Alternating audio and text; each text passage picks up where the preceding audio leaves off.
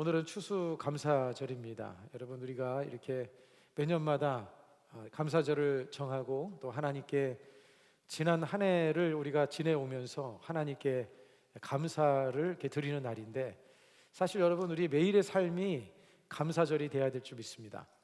특별하게 추수감사절만 하나님께 감사하는 것이 아니라 사실 우리는 매일매일의 삶이 하나님께 감사하는 그런 삶이 되어야 됩니다. 여러분, 감사하는 삶에 축복이 있고 또 행복이 있습니다. 우리 한번 따라서 하겠습니다. 감사하면 행복해집니다. 네. 여러분, 제2차 세계대전 후에 일본의 그 해군 장교가 있었는데, 가와가미 기이치라고 하는 사람이 이제 전쟁을 마치고 고국으로 돌아왔습니다. 그런데 나라가 완전히 폐허가 되어진 이 상황을 바라보면서 이 사람은 마음 가운데 깊은 절망에 빠졌습니다. 그래서 매일매일의 삶을 불평하고 불만하는 그런 삶을 매일매일 그렇게 살아간 거예요. 그런데 그렇게 살다가 보니까, 그런 생활이 계속되다 보니까 몸이 점점 굳어지기 시작했고, 완전히 움직일 수 없는 그런 상태가 되어버리고 말았습니다. 그래서 이 사람이 정신과 의사를 찾아가서 그에게 상담을 하고 또 진단을 받았는데, 어떤 진단을 받았냐면, 처방을 받았냐면, 그 후치다라고 하는 의사가 이 사람에게 진단을 내려준 것이 하루에 1만 번씩 감사합니다라고 말을 하라는 것입니다. 감사하는 마음이 당신의 병을 치료해 줄 것입니다. 그렇게 이제 처방을 내린 거예요. 그래서 이 사람은 하루에 1만 번씩 감사합니다, 감사합니다, 감사합니다를 그렇게 반복한 겁니다. 여러분도 한번 해보시기 바랍니다. 잠잘 때도 감사합니다, 감사합니다. 또 일어날 때도 감사합니다, 감사합니다. 한번 해보세요. 그러면 역사가 일어날 것 같습니다. 그런데 이 사람이 그렇게 병 속에서 매일매일 계속해서 감사합니다, 감사합니다를 이렇게 외치기 시작했는데, 그러고 나서 이제 얼마 시간이 지나고 나서 어느 날 그의 아들이 이 사람에게 감을 2개를 이제 준 겁니다. 이 사람이 자신이 몸이 굳어 있다는 생각을 못하고 감을 주는 그 아들에게 손을 내밀어서 그 감을 받은 거예요. 움직일 수 없던 사람이 손을 뻗어서 감을 받게 된 이후에 이 사람이 몸이 풀려서 건강이 이제 회복이 되어졌다는 그런 내용이 있습니다. 여러분, 하나님 안에서 우리가 감사하면 마음도 풀리고 또 우리의 육체의 질병도 풀려지는 그런 은혜가 임하게 될 줄로 믿습니다. 불평과 불만은요, 여러분, 모든 질병의 원인이 되어지는 거예요. 하지만 감사는 인간의 질병의 치료의 특효약인 줄로 믿습니다. 이런 말이 있습니다. 행복은 감사의 문으로 들어와서 불평의 문으로 나간다.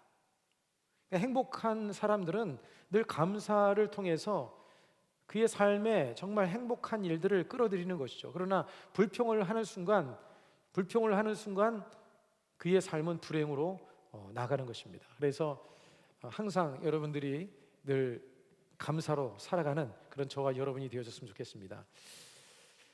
오늘 이 본문의 말씀, 시편 103편의 말씀은 다윗이 노년에 지은 시입니다. 이제 그의 인생을 돌아보면서 하나님의 은혜를 생각하면서 지은 찬송시인데, 사실 이 다윗은요, 복잡단안한 그런 삶을 살았습니다.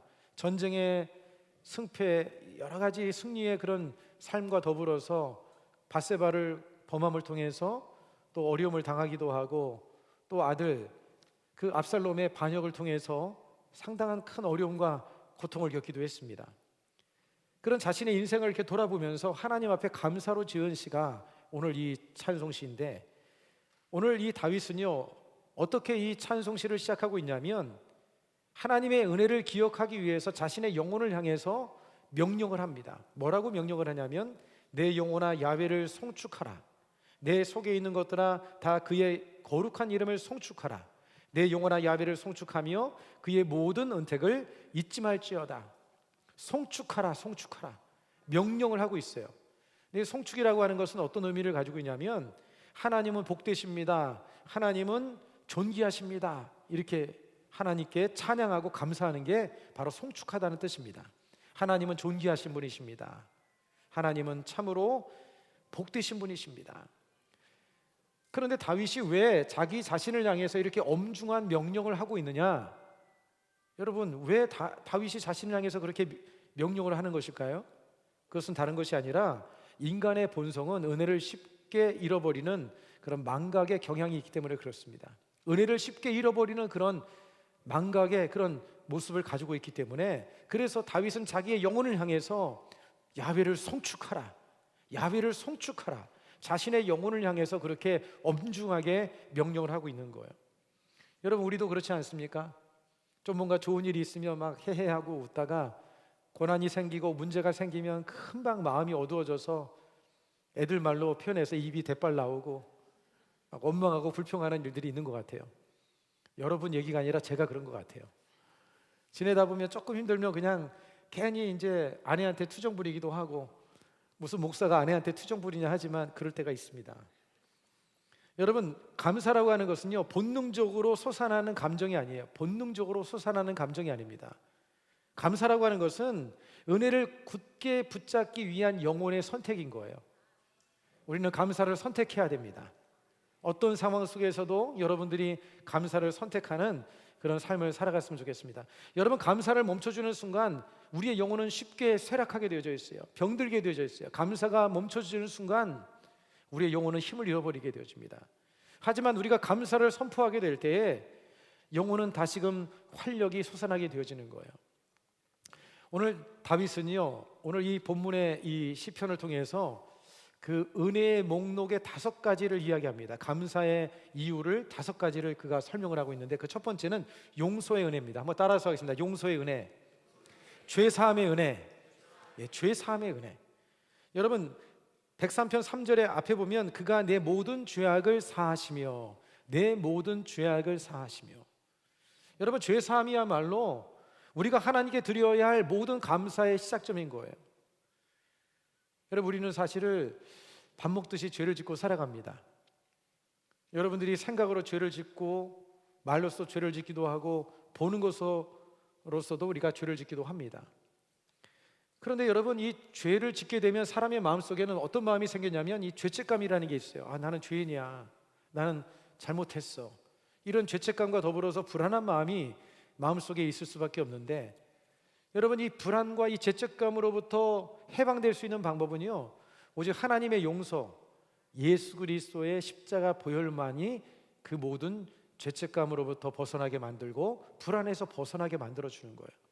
그런데 오늘 이 자리에 있는 저와 여러분들은 예수님의 그 보혈로서 죄 사함의 은혜를 입은 그런 사람들이라고 하는 거예요. 용서받은 은혜가, 여러분, 우리가 가장 하나님께 제일 먼저 우리가 늘 잊지 말고 감사하고 하나님께 찬양해야 될 그런 이유가 된다는 것을 여러분들이 잊지 마시기 바랍니다. 여러분, 죄라고 하는 것은요, 하나님과 인간 사이를 단절하는 거예요. 죄는 우리의 영혼을 파멸로 이끄는 가장 치명적인, 여러분, 질병이에요. 여러분, 죄는 하나님과 우리 사이를 가로막는 것입니다. 여러분, 하나님께서는 복의 근원이시고 생명의 근원이신데 하나님과 등지고 사는 인생은 참 바보 같은 인생이고요, 어리석은 인생이죠.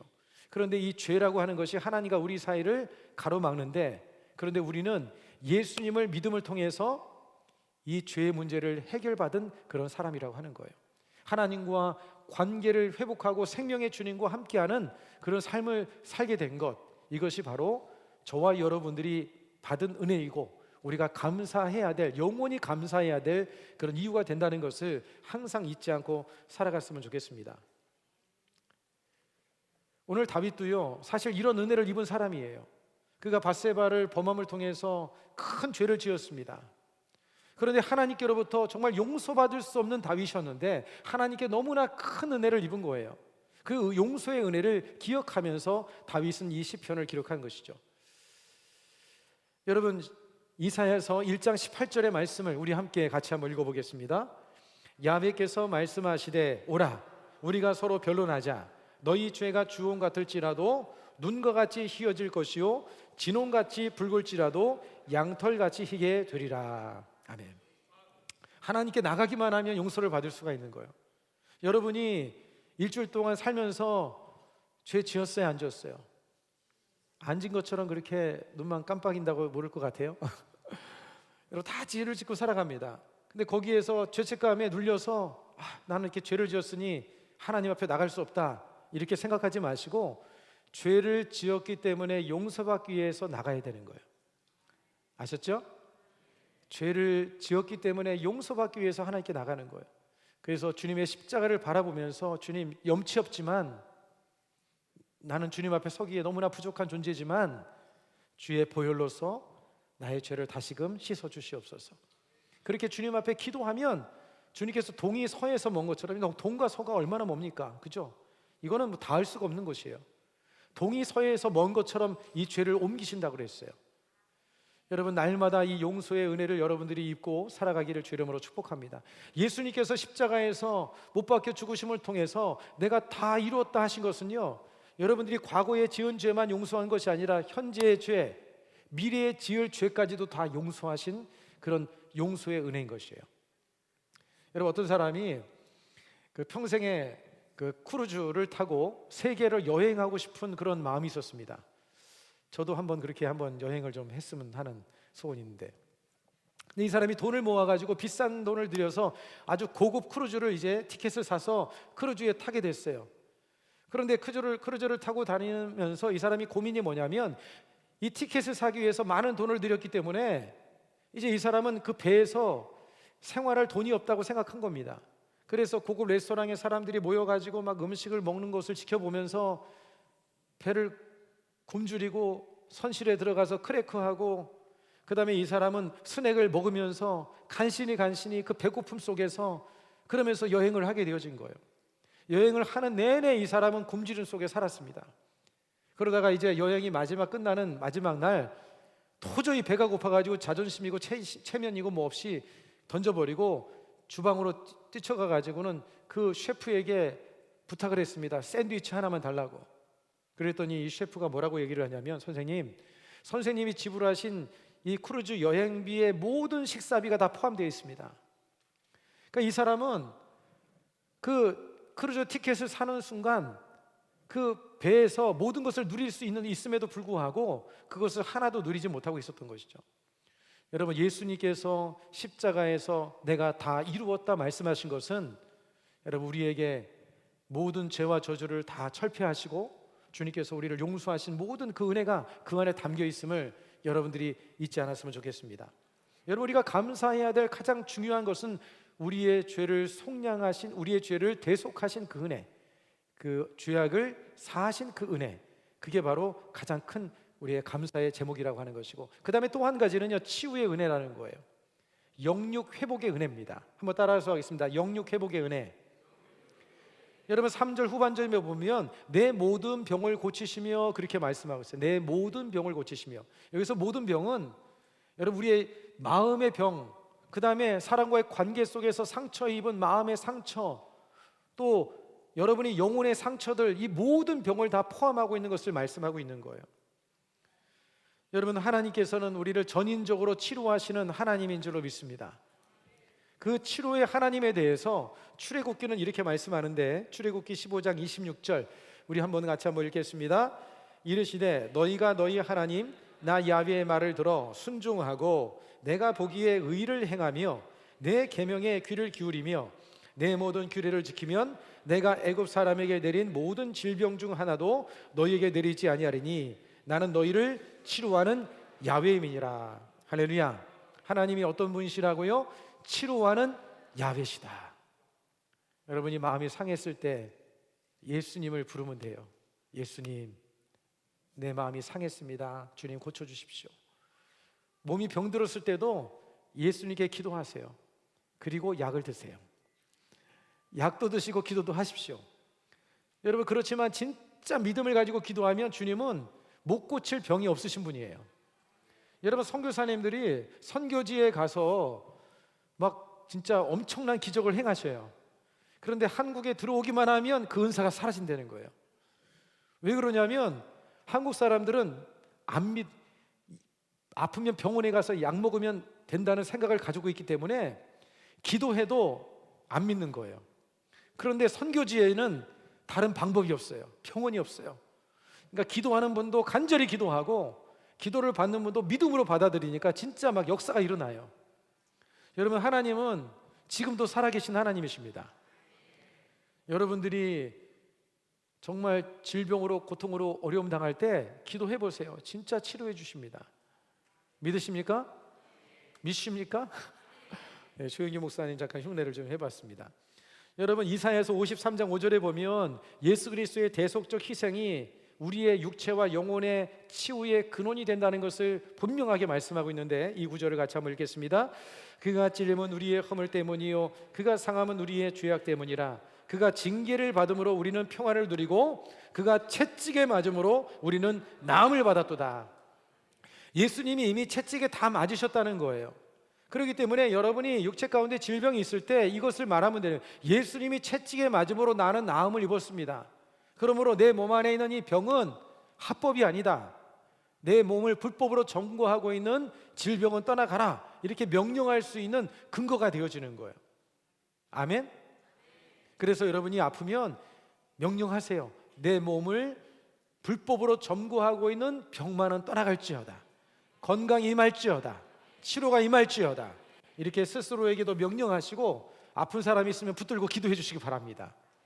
할렐루야. 그래서 치료의 기적을 경험하면 저한테 카톡을 보내십시오. 제가 그것을 여러분들에게 함께 은혜를 나누도록 그렇게 하겠습니다.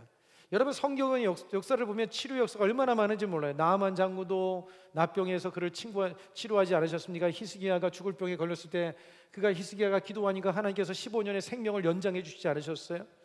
그리고 사르밧 가브의 아들이 죽었는데 죽은 아들도 살려냈습니다. 2000년에 계셨던 예수님께서는 나병도, 그리고 중풍병자도, 손 마른 자도, 보지 못하는 자도 예수님께서 치료하지 않으셨어요? 오늘날 주님께서 지금도 치료의 역사를 행하고 계심을 믿으시길 바랍니다. 제가 한 13, 14년 전에 그 지방에서 사역을 할 때 이근자라고 하는 이 성도님이 계셨어요. 그런데 전도를 정말 잘하시는 그 집사님이 계셨는데, 전도를 항상 세 가족을 데려왔는데, 한 번은 이근자 성도라고 하는 분이 이분의 부축돼서 왔어요. 부축이 돼서 서 있지도 못하고 걷지도 못하는 가운데 한 두 분이 같이 부축을 해서 왔는데, 앉아서 이제 앉혀놓고 이야기를 해도 대답도 못하는 거예요. 기력이 없으니까. 그런데 예배를 마치면은 항상 저에게 와서 기도를 받았어요. 계속해서 1주일, 2주일, 3주 그렇게 기도를 받았는데, 그런데 시간이 지날수록 이분의 얼굴이 점점점 얼굴색이 밝아지기 시작하고, 예전에는 부축되어서 왔는데 나중에는 자기 스스로 걸어오기 시작하는 거예요. 그리고 완전히 그분이 치료되어져 가지고 나중에서 저에게 그러는 거예요. 교회 나오는 게 너무나 행복하다는 거예요. 하나님께서 그분을 만지기 시작한 거예요. 제가 안수해서 제게 신유의 능력이 있는 것이 아니라 믿음을 가지고 그분이 와서 기도를 받으니까 하나님이 역사하시더라고요. 그래가지고 이분이 병원에 있었던 일을 얘기를 해주는데, 어느 간호사가 그러더라는 거예요. 아직도 살아서 다니시냐고. 왜냐하면 죽을 줄 알았는데 아마 자기네들끼리 했던 얘기인 것 같아요. 그런데 그 병원에 있는 의사가 뭐라고 얘기를 하냐면, 다른 중병에 걸려있는 사람들에게 이 이근자 씨를 한번 만나보시라고. 저 사람은 죽을 사람이었는데 하나님이 살려주셨다고. 여러분, 주님께서는요 지금도 그런 역사를 우리에게 이루어 주시는 줄로 믿습니다. 여러분, 하나님은 야훼 라파, 치료하시는 하나님이신 거예요. 여러분, 예수 그리스도를 믿는 이들은요 이미 완전한 치료와 축복과 은혜를 이미 약속받은 자들입니다. 여러분들에게 그런 약속이 되어져 있음을 믿고 감사하고 그렇게 기도를 통해서 하나님의 치료 역사를 늘 누리며 살아가기를 축복합니다. 그 다음에 세 번째는 여러분 속량의 은혜입니다. 따라서 하겠습니다. 속량의 은혜. 시편 103편 4절, 내 영혼을 파멸해서 속량하시고. 여러분, 속량이 무슨 뜻인가 하면, 속량은 값을 지불하고 노예나 포로에서 해방시켜주다. 포로 생활을 하고 노예 생활을 하는 사람을 자유롭게 풀어주기 위해서 엄청난 돈을 지불해주고 그 사람을 풀어주는 것을 속량이라고 하는 거예요. 여러분, 우리의 생명은 죄와 저주의 그 노예가 되어져서 파멸로 나가고 있었어요. 그런데 하나님께서 그의 아들 예수 그리스도의 그 피 흘림을 통해서 우리를 엄청난 대가 지불을 하시고 우리를 속량해 주셨습니다. 그러니까 저와 여러분은 속량받은 사람인 거예요. 핏값으로 사신 사람들인 거예요. 여러분, 예수님의 생명 가치를 가지고 있는 사람들인 거예요. 믿으십니까? 한번 따라서 하겠습니다. 나는 예수님의 생명 가치를 가지고 있는 사람입니다. 여러분들은 예수님의 피값으로 사신, 예수님께서, 하나님께서 정당한 가치를 지불하시고 엄청난 대가를 지불하시고 여러분들을 속량하신 자들이기 때문에 마귀가 여러분들을 정죄한다 할지라도 여러분 거기에 속지 마십시오. 무슨 죄를 지었다 할지라도 여러분 예수님의 십자가 앞에 나가서 주님을 붙들기만 하면, 십자가를 붙들기만 하면 여러분에게 자유함이 있게 되어지는 겁니다. 여러분, 우리가 어떤 제품을 사게 되면 그 제품 안에 동봉되어 있는 게 있습니다. 그게 뭐냐면 품질 보증서라는 게 있어요. 품질 보증서. 여러분, 이 보증서만 가지면 제품이 혹시라도 뭐 하자가 있거나 문제가 있으면 이 보증서를 딱 내밀면 어떻게 해요? 새 물건으로 바꿔주든지 수리를 해주는 거예요. 예수님의 보혈이 보증서가 되어주는 거예요. 우리의 죄를 사함받았다, 영원한 생명을 소유한 자다, 그것이 바로 예수님의 피가 우리의 보증서가 되어주는 것입니다. 그렇기 때문에 마음이 어둡고 불안하고 죄책감에 시달릴 때 여러분 마귀에게 속지 마세요. 예수의 피가 나의 증거가 된다. 그래서 여러분, 우리가 찬양할 때마다 예수님의 피를 찬송하는 이유가, 그 이유가 있는 거예요. 예수님의 피 앞에는 마귀는 꼼짝 못하게 되어지는 것입니다. 그렇기 때문에 날마다 여러분들이 이 주님의 보혈을 의지하며 승리하기를 축복합니다. 베드로전서 1장 18절로 19절, 이 속량의 은혜에 대해서 이렇게 설명을 하고 있는데 우리 같이 한번 읽겠습니다. 시작. 너희가 알거니와 너희 조상이 물려준 헛된 행실에서 대속함을 받은 것은 은이나 금같이 없어질 것으로 된 것이 아니요 오직 흠없고 점없는 어린 양 같은 그리스도의 보배로운 피로 된 것이니라. 세상에 비교할 수 없는 그 어떤 것과 비교할 수 없는 예수님의 보혈, 예수님의 피로서 우리가 속량을 받았다는 거예요. 여러분, 로마서 8장 1절로 2절 말씀은 이렇게 말씀합니다. 그러므로 이제 그리스도 예수 안에 있는 자는 결코 정죄함이 없나니 이는 그리스도 예수 안에 있는 생명의 성령의 법이 죄와 사망의 법에서 너를 해방하였습니다. 여러분을 정죄할 수 있는 사람은 아무도 없습니다. 그리고 여러분도 누구를 정죄하면 안 되는 거예요. 할렐루야. 다른 사람 정죄하면 안 되는 거예요. 용서받은 하나님도 누구도 결코 정죄할 수 없다고 했는데 내가 뭔데 정죄하겠습니까? 절대 누군가를 정죄해서는 안 됩니다.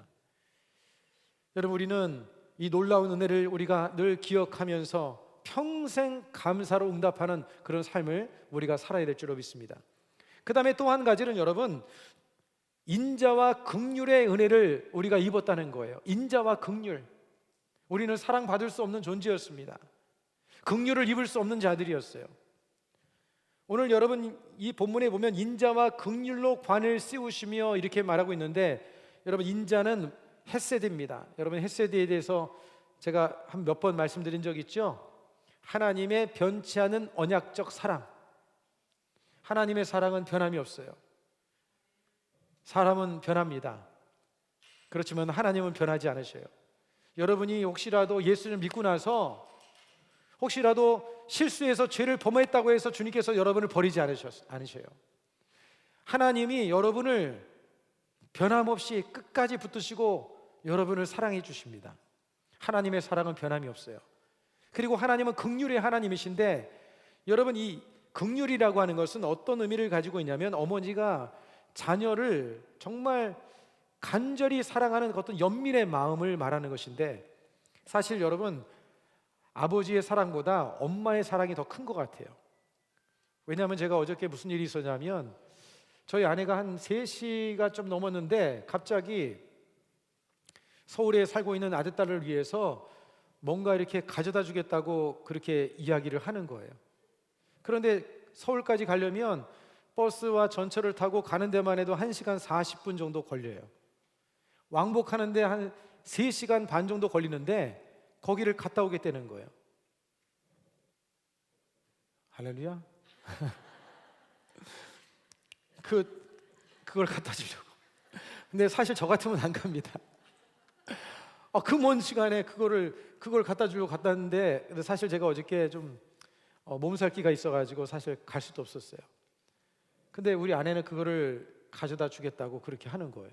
그 먼 거리를. 그래서 제가, 야, 엄마의 사랑이 아빠의 사랑보다 더 크구나. 더 이 자녀를 향한 이 불쌍히 여기는 마음, 제 마음도 그런 것 같아요. 우리 자식들을 바라보는 마음보다 저희 아내가 우리 아이들을 생각하는 마음들을 보면 저보다 사랑이 좀 더 크지 않나 이런 생각을 가질 때가 있습니다. 그래서 제가 오늘 말씀을 준비하면서 하나님의 이 긍휼이라는 것이 바로 이런 것이 아닌가 이렇게 생각을 했습니다. 여러분, 하나님께서는요, 여러분을 향한 사랑이 변함이 없으시고 정말 애틋한 그런 연민의 그런 마음을 가지고 저와 여러분을 그렇게 사랑하신다고 하는 거예요. 여러분, 그런데 하나님께서 우리를 이렇게 구원해 주시고 용서해 주시는 것으로 끝나는 것이 아니라 하나님께서 우리에게 면류관, 왕관을 씌워 주신다는 거예요. 오늘 본문의 말씀에 보면 인자와 긍휼로 관을 씌우신다. 관을 씌우신다는 것은 뭐냐면 머리에 왕관을 씌워 주신다는 어떤 존귀한 존재로 여겨 주신다는 것을 의미하는 거예요. 하나님께서 저와 여러분들을요, 구원만 하신 것이 아니라 여러분을 하나님의 자녀의 신분을 주시고 너무나도 귀하게 여기신다는 거예요. 여러분, 하나님은 여러분을 존귀하게 여기십니다. 그 사실을 기억하고 살았으면 좋겠습니다. 하나님께 존귀함을 입고 사는 사람이라는 이 인식을 가지고 살면 우리는 함부로 아무렇게나 살 수 없는 것입니다. 여러분, 이 신분과 정체성에 대해서 베드로전서 2장 9절은 이렇게 선포합니다. 같이 읽어볼까요?